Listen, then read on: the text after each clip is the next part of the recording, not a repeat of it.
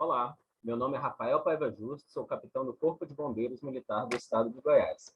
Sejam todos bem-vindos à aula 2 da instrução sobre a norma técnica 11 do CBMGO, referente às saídas de emergência.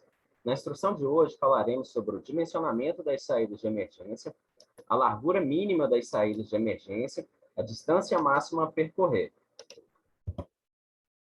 Agora que sabemos como calcular a lotação dos pavimentos, aprenderemos como dimensionar as rotas de fuga horizontais e verticais, utilizando o conceito da não simultaneidade dos eventos. O dimensionamento é feito, então, em função do pavimento de maior lotação, que estará utilizando aquele componente da saída de emergência, seja escada, porta, corredor, etc.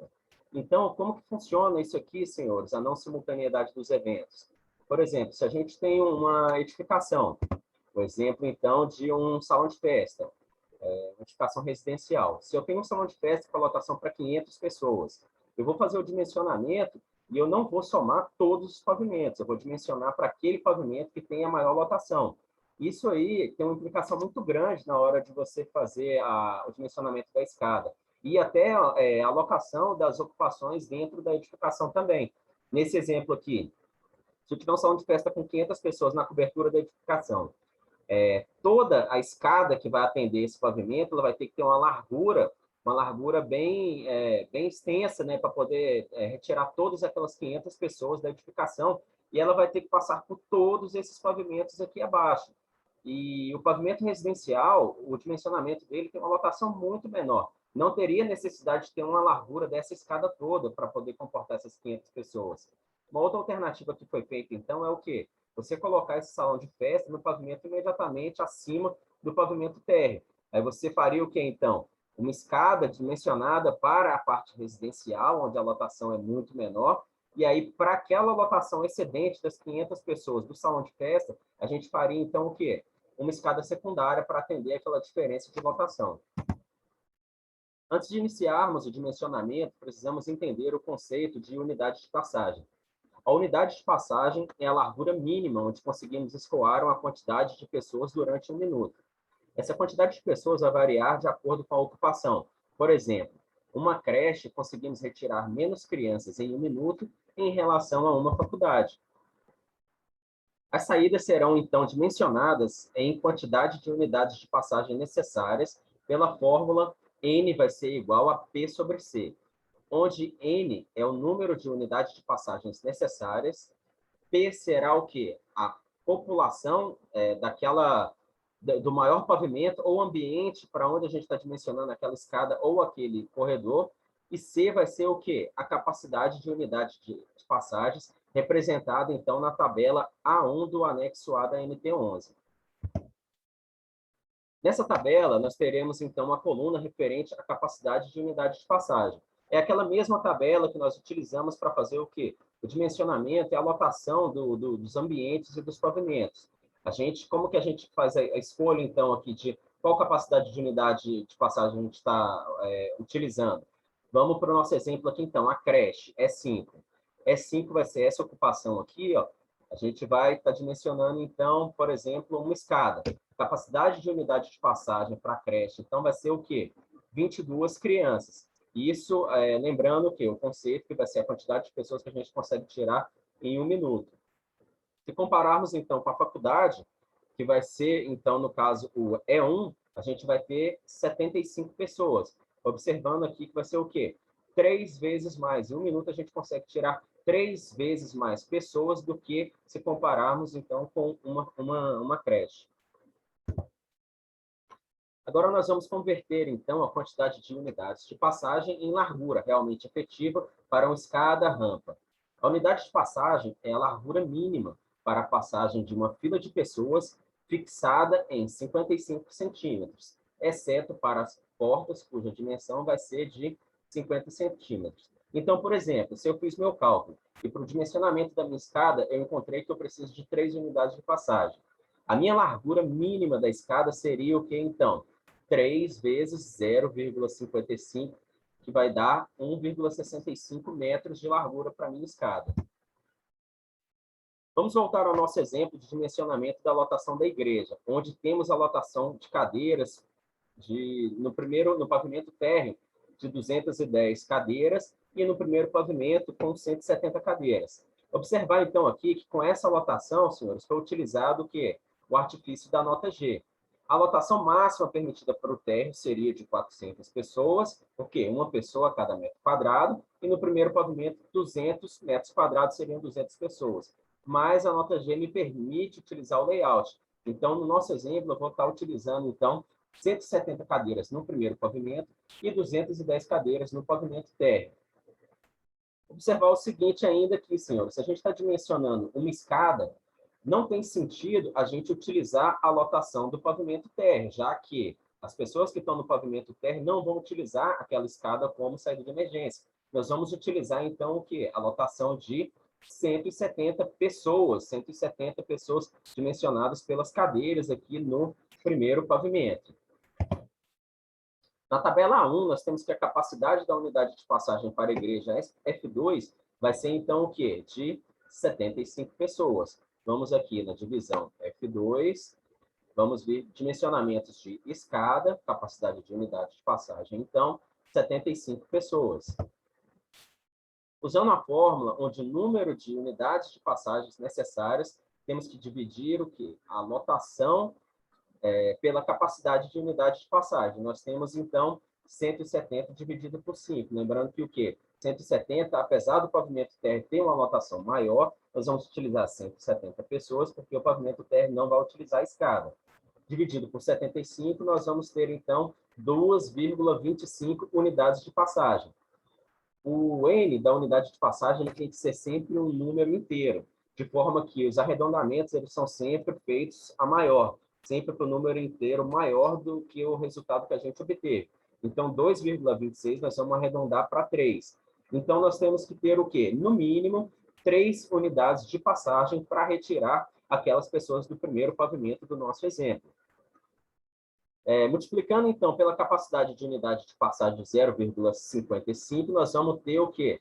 No mínimo, uma escada para o primeiro pavimento com uma largura de 1,65. 3 vezes capacidade de unidade de passagem, 0,55, vai ser 1,65 metros de largura para a escada. Vamos, então, aqui às regras gerais aqui das larguras de saída de emergência, senhores. As larguras mínimas devem obedecer os seguintes critérios. 1,20 para ocupações em geral, 1,65 para escadas e acesso das divisões H2 e H3, 1,65 para as rampas da divisão H2, H2 vai ser hospital sem internação, 2,20 para as rampas, seus acessos e descargas da divisão H3. Os H3 vão ser hospitais com internação, por isso que as larguras são maiores, senhores, por causa das marcas que vão estar utilizando ali esses ambientes, né? Outra exceção aqui vão ser os corredores que atendam áreas privativas restritas, desde que a população seja inferior a 20 pessoas. População o quê? Que vai utilizar efetivamente aquele corredor. Pode ter uma largura mínima, então, de 1 metro de largura, não vai precisar ter 1,20 m. Outra exceção vai ser o quê? Escada não enclausurada pode ter largura de 1 metro, respeitadas o quê? Essas observâncias aqui embaixo desses dois parágrafos. O tipo de escada exigida para as edificações, ela vai estar onde, senhores? No anexo C da NT01, da NT11, a tabela C1 do anexo C. Aqui, o tipo de escada ela vai variar de acordo com a altura da edificação e de acordo com a ocupação. Quanto mais alta a edificação, mais segurança essa escada ela vai ter exigência de mais itens de segurança para essa escada. O primeiro tipo de escada aqui para as edificações mais baixas, então, são as escadas NE, que vai ser o quê? Escada não enclausurada. Depois da escada não enclausurada, nós vamos ter a escada EP, que é a escada protegida. E, posteriormente, nós vamos chegar, então, à escada prova de fumaça, que das 3 escadas exigidas é a que tem o maior nível de segurança. Então, essas são as 3 escadas exigidas pela NT11. Não enclausurada, enclausurada protegida e enclausurada prova de fumaça. Nós vamos estar falando sobre cada uma delas posteriormente. Voltando ao nosso exemplo, então, a nossa igreja F2 com altura de 3 metros, nós teremos, então, a igreja F2, altura 3 metros, aqui essa coluna vai ser para todas as alturas abaixo de 6 metros, então nós vamos ter a exigência de uma escada não enclausurada, no mínimo.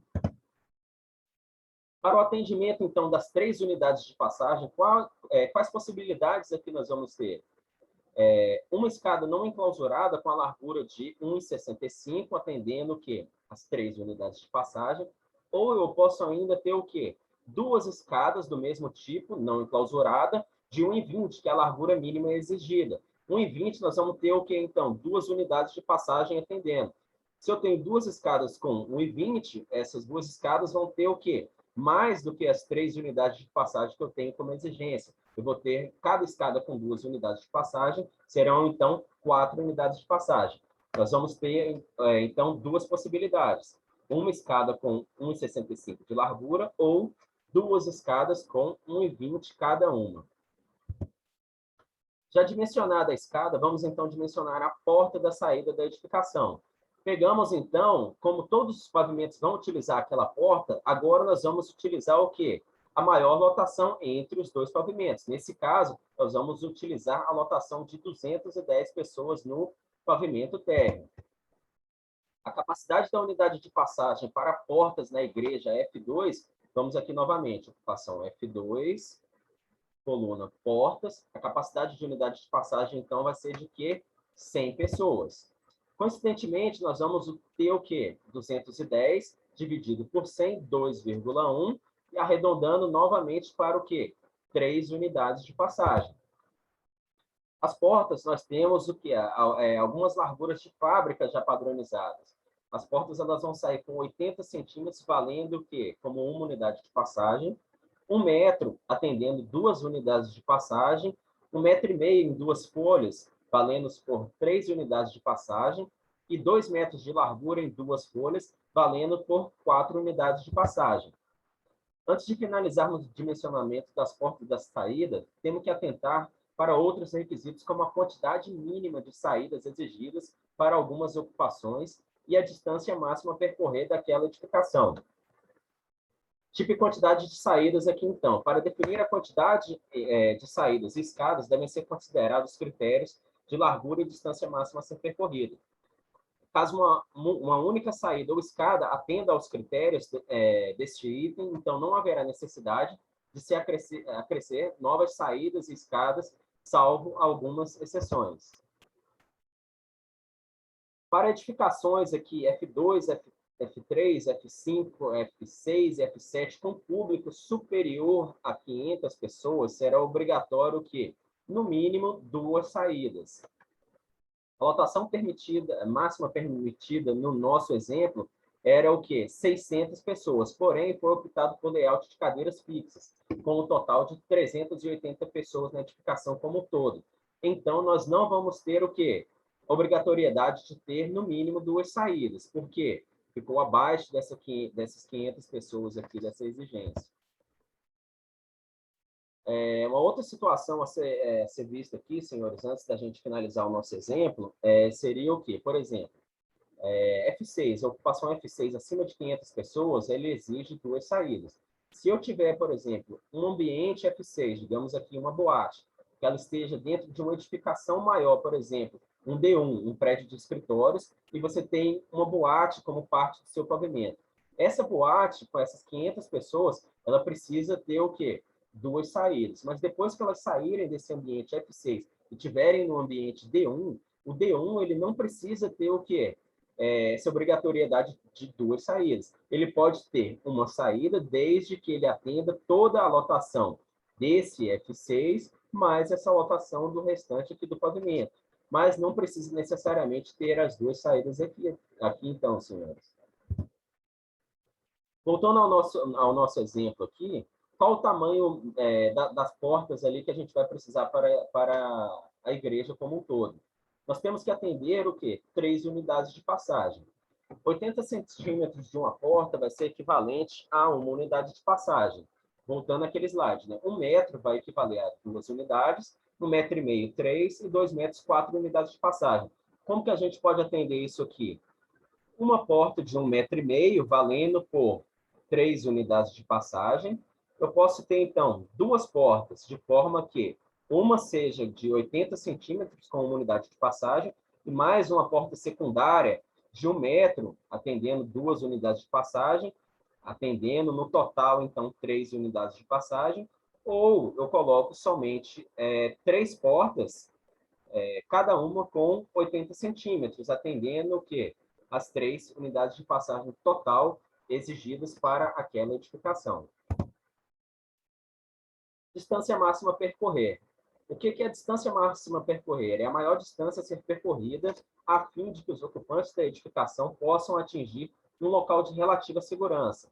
Esse conceito de local de relativa segurança está na NP3, senhores. Espaço livre exterior, área de refúgio, escada ou rampa comum de saída de emergência protegida ou à prova de fumaça. Então, a distância máxima a percorrer vai ser o quê? O ponto mais afastado da minha saída da edificação que eu vou ter essa distância aqui. Por exemplo, essa sala aqui é o ponto mais distante dessa sala até chegar na porta da edificação. Para atender a distância máxima a percorrer, deve-se observar a tabela B1 do anexo B. Atentar para alguns parâmetros aqui no incremento da distância máxima a percorrer, senhores. Vai ser o quê? Essa aqui é a tabela que vai definir qual que é a distância máxima a percorrer dos ambientes.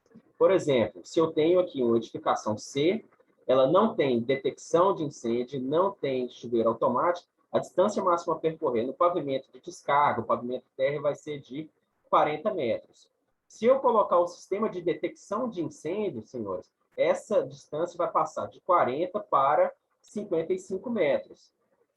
Agora, um outro exemplo, se eu tenho essa mesma edificação, um comércio, e eu coloco o quê? Detecção de incêndio e chuveiro automático, de 40 metros, a minha distância máxima a percorrer vai para o quê? 90 metros. Então, por exemplo, se eu tinha aqui a distância máxima a percorrer de 40 metros, e eu coloco, então, um sistema de detecção de incêndio naquela edificação, essa distância de 40 metros, ela vai aumentar para o quê? Para 55 metros. Um outro item a ser comentado aqui, senhores, por exemplo, se essa sala aqui, que é o ponto mais longe da saída de emergência, se ela tem uma dimensão maior do que 10 metros, eu vou contar o quê? A distância máxima a percorrer, contando do ponto mais afastado dessa sala. Mas se essa sala ela tem menos de 10 metros de comprimento aqui, a distância máxima a percorrer vai ser medida da porta dessa sala até a porta da saída de emergência. Esse aqui é um item a ser observado também, senhores. Em edificações térreas, pode ser considerada ainda como, para efeito de distância máxima a percorrer, qualquer abertura sem grades fixas com peitoril, tanto interna quanto externamente, com a abertura mínima de 1,20 de vão livre, com área mínima de 1,20 metros quadrados e nenhuma dimensão inferior a 1 metro. Essa aqui é uma exceção para a distância máxima a percorrer no pavimento térreo. O que seria, então, senhores?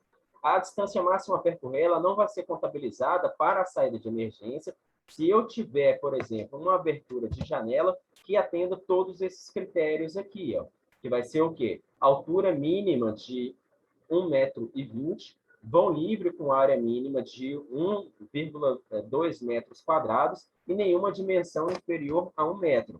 Para fins de distância máxima a percorrer, essa janela atenderia esse quesito. Lembrando que seria o quê? Só no pavimento térreo. Medição do ponto, em ponto de garagens, aqui, senhores, como distância máxima a percorrer. Por exemplo, nos pavimentos. As garagens, eu não vou pegar o ponto mais afastado.